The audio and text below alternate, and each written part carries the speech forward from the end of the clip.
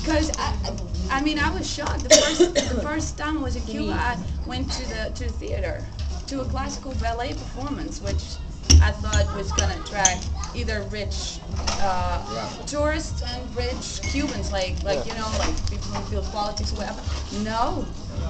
No, they were like, everybody was there, and they were like cleaning ladies and construction workers, and people were really interacting with it was the loudest audience I'd ever seen in a ballet performance. People were actually making comments on what they were seeing, and it was so cool. And later I talked to some people about it, and they said, yeah, but you know, this is what we like. And it was also, it was cheap. Everything was right. Like everything was right. It was cheap. It was in a good location. There were bars that sold cheap drinks. The whole thing was right. So, I'm going to give you the third one, which is right here in Holland. That's the Kunsthal. Yeah. But that's because that's a totally different kind of museum, because the exhibitions there change totally. Every time. Yeah. So every time there is an exhibition, it's tailor-made photography. So it's actually not really a museum, it's more of a space. No, that depends on how you define a museum. Yeah, okay. Definition. I mean, true. That's, I think, what Kunsthal is what I think is the museum for the future. Yeah. Museums are about exhibiting. Yeah. And that's what they do. Mm-hmm. Only not in traditional. Yeah. See, it's so funny the way they run museums back in the States. I don't know if they do that here. I know they do this same also in the UK. Is they try to secure artists and the pieces first.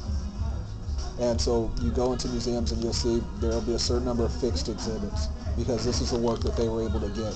And for the curators and for, you know, the select few, whether it's the people who make the donations, they go out and they get this and they go, oh, this is great. We got these Monets and we got these Renoirs and we got all these really nice things. And then they turn around and tell everybody to come without doing, what you should do is find out, okay, if you're going to go to a museum, what would you want to see? Mm-hmm. That will tell you what you should have. I mean, you're going to have I think every museum probably has a certain number of fixed exhibits. You know, a certain percentage of the exhibits are going to be fixed. These are our anchor exhibits. These are exhibits that we really have. But most of them, they have a lot of other stuff that they can fold out every couple of months or, you know, whatever.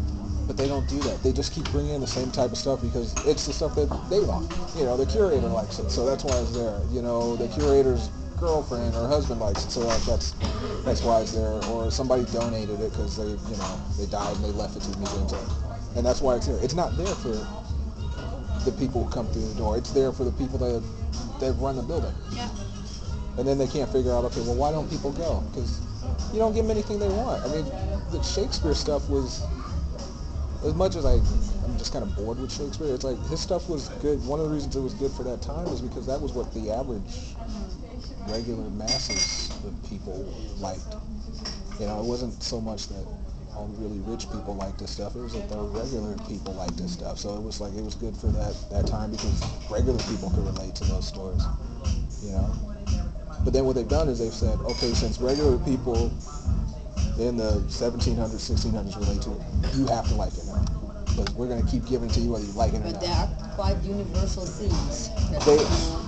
They are, but they don't even want to update. It's possible to adapt it. Yeah, it's possible to translate. But its problem, the biggest problem is the adapting. They think that it's sacrilegious to change the words to, you know, to something that's more contemporary or try to find some bond with. But it has been done.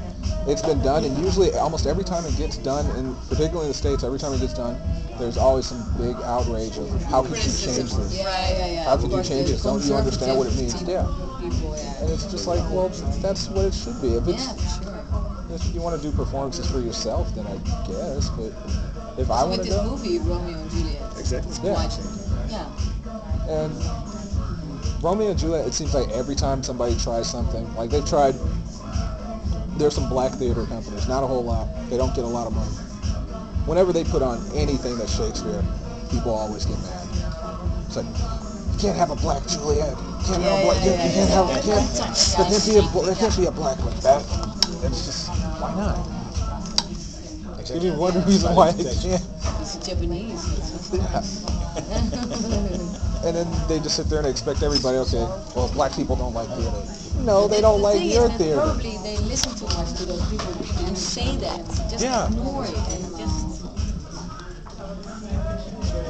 I remember there was one thing I said, where are you from? Me? Yeah. You're from Holland. Not from Amsterdam. Yeah, you're from a different part. I just remember when I said this, and there were some people, they were looking, they didn't understand it. But in America, you would be white. I will be white? You would be considered white. Yes, I think so. Yeah. And, I mean, they wouldn't look at you as being from Holland. They wouldn't look at you as whatever your culture. They would see, oh, she's white. And that's kind of, I just think that's such a sad thing. And there are a lot of, I think that's one of the reasons that you have a lot of white kids in America that rebel so much is because somebody just looks at their skin and goes, that's what you are, and they don't understand. They don't understand what that means. No. It's like they don't understand. Okay, I have white skin, so how am I supposed to behave? What does that mean? They understand. Okay, well, I'm German, or I'm Israeli, or I'm Russian. They understand that. Yeah. But when you tell them, no, you're just white. You're white. Yeah. I don't know what that means. But it's like telling somebody who's black. It's like, oh, you're black, so you have to. What does that mean? But when you grow up, there are always expectations. Yeah. Apart from that you're white or black, and things like that always make you smaller. Yeah. You know, they keep you in this thing, and everybody should go away with these fucking expectations, and I do what I want. Yeah. Yeah. I agree. You should drop each other in the middle sometimes.